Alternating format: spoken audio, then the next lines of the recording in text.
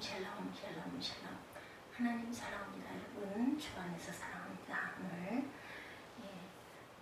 사사기 12장 말씀이죠. 오늘 먼저 1절에서 6절까지 십벌렛이라 하면 십벌렛과 쉿벌렛으로 인하여서 에브라임 사람인지 아닌지를 가려가지고 죽인 사건입니다. 발음이 우리나라도 보면은 그 발음이 쌀을 발음을 잘 못하죠. 경상도 분들이 그렇죠. 살 이렇게 발음을 하듯이 아마 이 발음에 문제가 있었던 것 같습니다. 불신앙도 우리는 좀 습관이 되는 그런 삶을 살아서는 안 되겠죠. 사사기 12장 1절에서 6절 말씀에서 이렇게 말합니다. 공연한 12일을 거는 부분이 있죠. 에브라임 사람들이 모여 북쪽으로 가서 입다에게 따집니다. 내가 암몬 자손과 싸우러 건너갈 때 어찌하여 우리를 불러 너와 함께 가게 하지 아니하면 그 반드시 너와 내 집을 불사르리라. 그 전쟁이 끝나고 나면은 거둬들일 수 있는 그러한 것들을 자기들이 차지하지 못하다 보니까 이제 이런 시비를 쓸데없는 말도 안 되는 시비를 겁니다. 이따가 그들에게 이르되 나와 내 백성이 암몬 자손과 크게 싸울 때 내가 너희를 부르되 너희가 나를 그들의 손에서 구원하지 아니한고로 나는 너희가 도와주지 아니한 것을 보고 내 목숨을 돌보지 아니하고 건너와서 암몬 자손을 쳤더니 여호와께서 그들을 내 손에 넘겨주셨거늘 너희가 어찌하여 오늘 내가 올라와서 내게 올라가서 나와 더불어 싸우고자 하느냐 이렇게 말합니다. 4절에 입다가 길르앗 사람을 다 모으고 에브라임과 싸웠으며 길르앗 사람들이 에브라임을 쳐서 무찔렀으니 이는 에브라임의 말이 너희 길르앗 사람은 본래 에브라임에서 도망한 자로 에브라임과 므낫세 중에 있다 하였습니다. 길르앗 사람이 에브라임 사람보다 앞서 요단강 나루토를 장악하고 에브라임 사람을 도망하는 자가 말하기를 청하건대 나를 건너가게 하라면 길르앗 사람이 그에게 묻기를 내가 에브라임 사람이냐 하여 그가 만일 아니라 하면 그에게 이르기를 쉿벌렛이라 발음하라 하여서 에브라임 사람이 그렇게 바로 말하지 못하고 쉿벌렛이라고 발음하면 길르앗 사람이 곧 그를 잡아서 요단강 나루토에서 죽였더라. 그때 에브라임 사람의 죽은 자가 42,000명이나 되었다. 이렇게 증거하고 있습니다. 습관의 힘이죠. 발음도 얼마 전 어느 인터넷 커뮤니티에 습관의 무서움이라는 제목의 글이 하나 실렸습니다. 어느 사람이 유럽을 여행하던 중 어떤 한국 사람이 다가와 한국말로 사진을 찍어달라고 부탁하더랍니다. 그래서 그 사람은 자신이 한국 사람이 아니고 중국인이나 일본 사람인 것처럼 행동을 했어요. 그래서 상대방은 영어로 사진을 찍어달라고 또 부탁을 하더랍니다. 그래서 오케이 하고는 카메라를 받아 들고 아주 경쾌하게 하나 둘 셋 하고 웃으세요 라고 외쳤다고 그래요. 뭐라고 외쳤어요? 한국말로 웃으세요. 습관이죠. 하던 자신의 늘 우리 국어를 사용하던 사람이다 보니까 나도 모르게 영어로 찍어달라고 하니까 오케이 해놓고는 찍으면서는 하나 둘 셋 웃으세요 했다는 거죠. 이 글의 제목은 습관의 무서움이지만 재미있었습니다. 그런 정말 습관이 무서운 경우 삶과 죽음을 이렇게 오늘 본문 사사기 12장 1절에서 6절처럼 죽음으로 갈라놓는 경우도 있다. 중세 유럽에는 흑사병이 만연해서 당시 유럽 인구의 3분의 1의 목숨을 앗아간 일이 있었다고 그래요. 중세 유럽에. 그래서 좀 이 패스트를 전염시킨 것을 유태인들이라는 소문이 들었어요. 근데 이유가 아주 재미가 있었다고 합니다. 수많은 사람이 죽어가는데 유독 유태인들만 패스트에 걸리지 않았기 때문이라고 그래요. 사실 유태인들이 흑사병에 감염되지 않은 이유는 아주 단순했습니다. 당시 유럽인들은 오늘날과 달리 신사적이지도 숭례답지도 못한 야만적이었다고 그래요. 위생관념이 거의 없어서 씻지도 않고 목욕하는 일도 없었던 거죠. 당시 유럽 대부분의 서민들은 비누가 뭔지도 몰랐다고 합니다. 그런데 그에 비해서 유태인은 구약시대부터 손이나 발을 비롯해서 목욕을 자주 하는데 아주 깨끗하게 씻는 습관을 가지고 있었어요. 유태인들은 어쩌다가 그렇게 깨끗하게 씻는 습관을 갖게 된 것일까? 여호와께 가까이 하며 예배하기 위해서는 항상 청결해야 했기 때문이죠. 그것은 예배와 관련된 규칙이었고 아주 오래된 신앙 습관, 신앙생활의 습관이었습니다. 바로 그 깨끗함의 습관이 그들의 무서운 전염병으로부터 그게 좋은 것인데 당시 유럽인들의 것을 몰라서 그런 오해를 했다는 겁니다. 습관은 사람을 속이지 않습니다. 그래서 습관은 무섭죠. 그렇기 때문에 좋은 습관이라면 정말 여러 가지로 유익하지만 반대로 나쁜 습관일 경우 자신에게 다른 사람에게 치명상을 입힐 수도 있다. 바로 오늘 본문의 그 나쁜 경우가 나온 거죠. 죄가 습관된 사람들, 에브라임 지파의 억지가 오늘 1절에서 6절까지 제가 아까 읽은 대로 나타납니다. 이스라엘의 새로운 지도자인 입다는 그야말로 인생의 극과 극을 체험한 사람이죠. 태어나서는 어머니에게서, 자라서는 아버지와 형들에게, 형제들에게서 버림을 받아서 이스라엘의 지도자로 청원받은 사람이라는 점에서 인생의 바닥과 최정점을 경험했고, 얻은 그 승리자, 얻은 전쟁에서 승리자에서 무남동녀 외동딸을 제물로 바쳐 죽게 한 사람, 그런 그 입다. 최고의 행복과 최고의 불행을 이렇게 두 가지를 경험한 사람입니다. 따라서 비록 그가 인간 승리를 이루었고 동족과 조국을 괴롭히던 암몬과 블레셋 변화권을 몰아낸 고국의 영웅이라 할지라도 결코 행복하지는 않았어요. 그런 그 상황에서 에브라임 사람들이 또한 이때를 찾아와서 시비를 걸죠. 입다에게 암몬 사람들과 싸울 때 왜 우리를 불러 함께하지 않았느냐, 이게 시비의 이유입니다. 그래서 하는 말이 우리가 반드시 너와 내 집을 불사르겠다. 이것은 말하는 푸른 기드온의 막내 아들 요담의 숲속 나무들의 왕 우아에서도 싸움과 징벌의 의미로 사용되었고 성경 전체적으로도 싸움과 징벌의 의미로 나타납니다. 여호수아 6장 말씀 7장 8장 11장 9절 11절에도 여호수아 1장 8절에도 이렇게 전쟁의 의미, 징벌의 의미로 나타나 있어요. 에브라임 사람들이 이때와 길르앗 사람들을 중범죄를 지은 죄수들을 불러 태워 죽이듯 하겠다는 잔인한 협박의 뜻은 이 말을 전한 거죠. 불태우겠다, 불사르겠다. 그리고 에브라임 지파 사람들은 처음부터 그럴 의향으로 원수를 진멸하려고 나서는 것처럼 군대를 동원해서 먼 길을 행군해 왔어요. 자신들을 비롯한 동족들을 대신하여 싸워서 원수를 물리쳐준 것에 대해서 살해하고 보답을 하기는커녕 도리어 죽이겠다고 협박을 하는 에브라임 사람들은 이해가 되질 않습니다. 그것도 므낫세 지파면 자신들 친동족이죠. 도대체 에브라임 지파는 왜 이런 행동을 했던 것일까? 에브라임 지파의 교만입니다. 에브라임 지파는 이스라엘 12지파 중에서 아주 크고 강한 지파였죠. 그 시작은 아버지 요셉과 할아버지 야곱으로부터 시작됩니다. 요셉이 지방과 민족을 구한 것 때문에 이스라엘 12지파를 할당받은 축복을 받았어요. 첫째는 야곱의 12아들 가운데 요셉이 차지할 몫이었고, 두 번째는 하나님께 거룩하게 구별되어 이루어진 레위 지파의 몫까지 받습니다. 그래서 요셉의 두 아들 므낫세와 에브라임은 큰아버지와 어깨를 나란히 하는 반열에 서게 되었어요. 그리고 또 창세기 48장에 보면 야곱이 요셉의 두 아들 므낫세와 에브라임을 축복할 때 오른손을 장남 므낫세가 아닌 차남 에브라임에게 얹죠. 창세기 48장 20절에 그날에 그들에게 축복하여 이르되 이스라엘은 너로 말미암아 축복하기를 하나님이 내게 에브라임과 그 므낫세에게 가시리라 하며 에브라임을 므낫세보다 앞세웠더라, 이렇게 증거합니다. 즉 에브라임이 요셉의 차남임에도 불구하고 형보다 더 많은 복을 받을 것이라고 이스라엘 12지파 안에서도 현저하게 차이가 나는 복을 받을 것이라고 할아버지 야곱이 예언을 했다는 거죠. 그 후 야곱은 예언을 그대로 이루어서 에브라임 지파는 인구수와 영향력 등 모든 면에서 이스라엘 내에서 우두머리가 됩니다. 으뜸이 되죠. 그리고 결정적인 역할을 한 사람이 바로 여호수아였습니다. 모세 뒤를 이어 이스라엘의 두 번째 지도자로 된 여호수아가 에브라임 지파 사람이었고, 여호수아의 헌신과 충성이 하나님의 기쁨이 되어서 하나님은 에브라임 지파를 약속의 땅 가나안에 정중앙 땅을 줍니다. 당시 이스라엘 사회에서 가장 중요한 베델과 신앙의 중심지인 실로 등이 다 에브라임 지파의 땅에 있었고, 또 에브라임 지파의 땅 경계는 위로는 므낫세 지파가, 아래로는 단 지파, 베냐민 지파가 감싸주는 상황이 되었어요. 이렇게 에브라임 지파는 인구수는 유다 지파 다음으로 많았고 가나안 복지의 정중앙에 자리 잡았고, 여차하면 므낫세 지파와 연합하여 세력을 과시하는 등 모든 면에서 자타가 지도자 지파다, 이렇게 인정이 되는 그런 상황에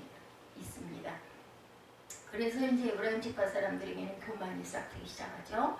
그 첫 모습은 기드온 때 사사기 8장에 보면 기드온이 미디안 족속과 싸워 큰 승리를 거두고 돌아오자 왜 우리를 부르지 않느냐고 트집을 부렸죠.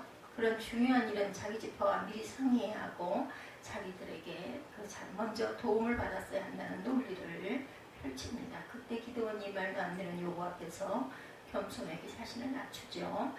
자기 지파가 에브라임의 친형님 지파임에도 불구하고 에브라임의 끝물포도가 아비에셀의 만물포도보다 낫지 않느냐 하냐 이렇게 겸손하게 말합니다. 8장 2절에 증거되죠. 그래서 에브라임 사람들은 나름대로 자신들의 자존심이 세워졌다고 여기고 만족스러워했어요. 만약 기드온이 스스로를 낮추고 겸손하지 않았다면 기드온이 멸한 숫꽃과 분유엘 사람들처럼 될 수도 있는 상황이었죠. 그런 에브라임 사람들이 이번에는 입다가 암몬 자손과의 전쟁에서 이기고 돌아오자 또다시 내가 암몬 자손과 싸우러 건너갈 때 어찌하여 우리를 불러 너와 함께 가게 하지 아니하였느냐고 억지를 부립니다. 오늘 12장 1절에 심지어 우리가 반드시 너와 내 집을 불사리리라고 협박까지 합니다. 지금 에브라임 사람들은 입다가 자신들의 허락이나 동의를 받지 않고 이 전쟁을 시작한 것이 엄청난 잘못이라는 것이고 그것들 때문에 징벌을 받아 이 땅에서 마땅하다는 말을 하고 있는 거죠. 지금 에브라임 지파의 태도는 상당히 교만합니다. 자신들의 동족인 입다와 길르앗 사람들의 공로에 배가 아파 볕이 원수를 진멸하려고 나선 군대처럼 무리를 지어 먼 길을 와서 이런 행패를 부리고 협박을 한 거죠. 말이 안 되는 말을 하고 있는 겁니다. 이런 에브라임의 모습을 정리해보면 세 가지로 요약이 됩니다. 첫째는 그들에게 뿌리 깊은 편견이 있었어요. 4절 하반절에 에브라임의 말이 너희 길르앗 사람은 본래 에브라임에서 도망한 자로 에브라임과 므낫세 중에 있다 하였습니다. 이 말은 전부터 에브라임 사람들이 길르앗 사람들을 경멸했었다는 뜻을 갖고 있습니다. 그리고 그 내용은 너희는 에브라임 지파에서 도망하여 에브라임과 므낫세 사이에서 거지처럼 살아가는 인간들이 아니냐 이렇게 모욕을 하죠. 그러나 이 말은 잘못된 말입니다.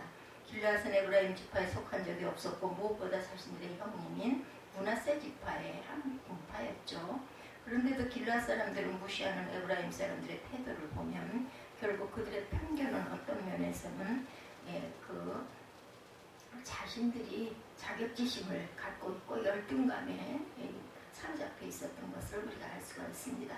꼭 우리들 자신의 열등감으로 다른 사람들을 얕보거나 그게 한 일을 낮추어 보지는 않는지 돌아봅니다. 에브라임 지파의 두 번째 문제는 희생과 헌신이 필요할 때 모른 척하고 있다가 잘 되면 그때 가서 그 영광을 가로채려는 그런 아주 나쁜 습성을 갖고 있었어요. 자신들은 희생과 헌신이 부담스러워서 감당하지 못하고 이렇게 저렇게 핑계를 대던 일이 결과가 좋아서 사람들에게 칭찬을 받으면 그때 나타나서 얼굴을 내미는 아주 양채 같은 사람들. 교회 안에도 이런 일들이 있을 수가 있죠. 첫째는 에브라임 사람들처럼 교회의 크고 작은 일들을 자기가 다 알아야 하고 관여해야 한다라고 생각하는 사람들. 두 번째는 누구누가 만나서 교제를 나누었다고 하면 자신이 따돌림을 당했다고 생각하고 왜 나를 안 불렀느냐고 문제를 제기하는 사람. 세 번째는 도와달라고 하면 일은 안 하면서 이건 이래야 하고 저건 저래야 하고 참견하고 명령만 하는 사람들도 있습니다. 네 번째는 희생과 헌신이 요구될 때 뒤로 물러서 있다가 성사된 후에 짱하고 등장하는 얼굴마다한 경우도 있죠. 우리는 과연 어디에 속할까? 모두 다 힘들어 머뭇거릴 때 생명을 걸고 모든 것을 바쳐 헌신했던 입다와 같이 가장 힘들 때 그리고 가장 어려울 때 먼저 앞장서는 저와 여러분이 되시길 바랍니다. 그리고 여러분이 하지 못하는 일을 다른 사람이 감당할 때 그에게 감사하고 축복하는 그런 저와 여러분이 되시길 바랍니다.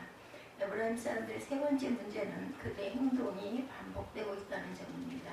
그들은 기드온 때에도 기드온의 전쟁에 자신들을 부르지 않았다고 불평을 늘어놨었죠. 8장 1절에서 3절에. 그때 기드온이 겸손하게 자신을 낮추는 말을 함으로써 맞대응을 하지 않아서 잘 넘어갔습니다. 그렇지 않았더라면 또 아주 그 무서운 결과가 일어났을 수도 있겠죠. 그렇게 잘 넘어간 것 때문에 도리어 더 교만해져서 이번에도 입다에게 억지를 부립니다. 오늘 본문에서 가장 중요하게 보는 부분이 바로 이 부분입니다. 어떤 행동을 자주 하면 그것은 습관이 된다라는 거. 포기도 자주 하면 습관이 되고 거짓말도 자주 하면 습관이 되고 근심도 자주 하면 습관이 되고 죄도 자주 지으면 습관이 됩니다. 그처럼 에브라임은 불평, 불만과 교만과 불신앙이 반복되면서 그것이 그들의 습관이 되어버렸다는 것을 본문에서 보여주고 있습니다. 우리에게 반복되는 것은 과연 무엇일까? 저와 여러분에게도 습관적인 불순종이나 습관적인 죄는 없는지, 에브라임 지파의 불행, 이런 에브라임 지파에 대한 입다의 반응은 과연 어땠는지. 먼저 입다는 현 상황에 대해 해명을 하죠. 에브라임 지파 사람들은 암몬이나 블레셋 사람들이 쳐들어와서 괴롭힐 때도 침묵했던 사람들, 특히 10장 9절에 보면 암몬 자손이 또 요단을 건너 유다와 베냐민과 에브라임 족속과 싸움으로 이스라엘의 공고가 심하였더라고 증명되어 있습니다. 즉 암몬 족속에게 가장 심한 학대를 받은 세 지파 중 하나가 에브라임 지파라는 말이죠. 그런데도 그때는 아무런 항의도 아무런 항거도 하지 않았어요.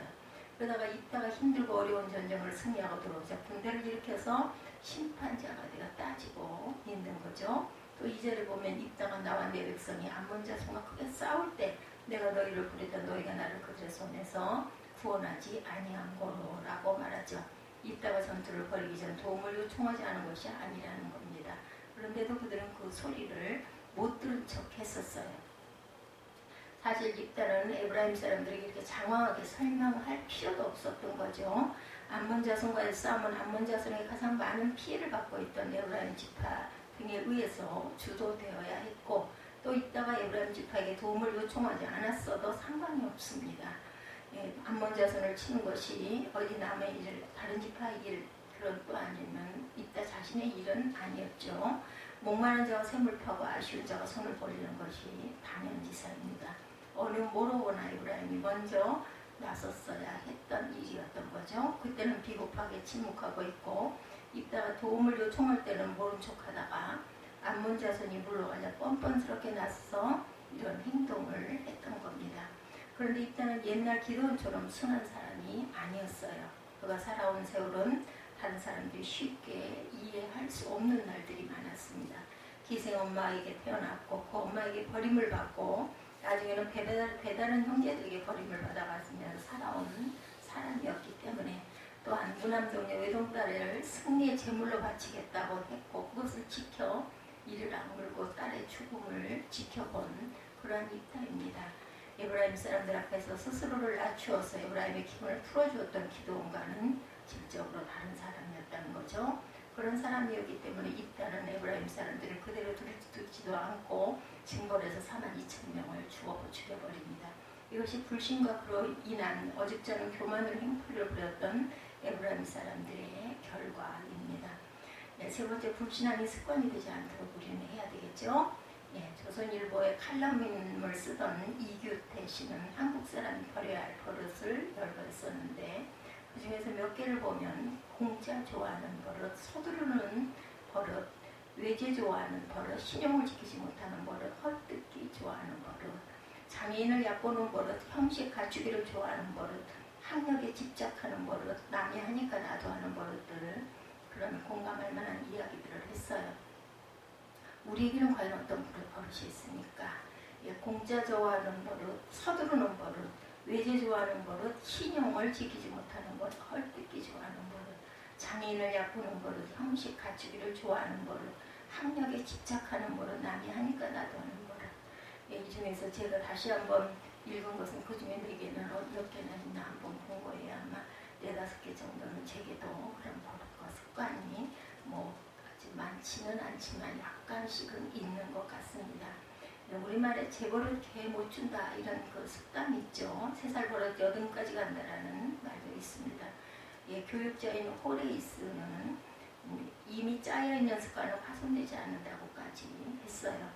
즉 잘못된 버릇이 습관이 되고 습관이 인생을 망칠 수 있다라는 말이고, 오늘 본문이 말씀하는 것도 그와 같다는 말이죠. 저와 여러분이 가진 습관이 어떠냐에 따라서 성공과 실패, 행복과 불행이 결정된다라는 겁니다. 그건 성경은 말합니다. 그 사람에게 잘못된 습관 하나만 없으면 하나님께 귀하게 쓰임받을 수 있는 특별한 그릇이 될 수 있는데, 그 잘못된 습관 하나 때문에 강아지 밥그릇밖에 못 되는 사람이 될 수도 있다. 그러나 오늘 본문이 말하는 것은 보다 훨씬 강하죠. 에브라임 사람들을 보면 불평, 불만, 그 뒤에 숨은 교만, 그리고 그 뒤에 있는 불신앙의 습관이 되므로 징계를 받아서 수만 명의 사람들이 죽어야 됐다. 이런 에브라임 사람들을 반면 교사로 삼아서 좋은 습관을 만들어 가야 한다는 거죠. 그러므로 여러분들 신앙과 신실함과 거룩한 순종의 습관이 되시기를 바랍니다. 말씀 묵상과 암송이 습관이 되고 기도가 습관이 되고 예배가 습관이 되고 전도가 습관이 되어서 여러분에게 하나님의 복을 부르는 것이 되기를 주님의 이름으로 축원합니다. 오늘도 승리하십시오. 기도합니다.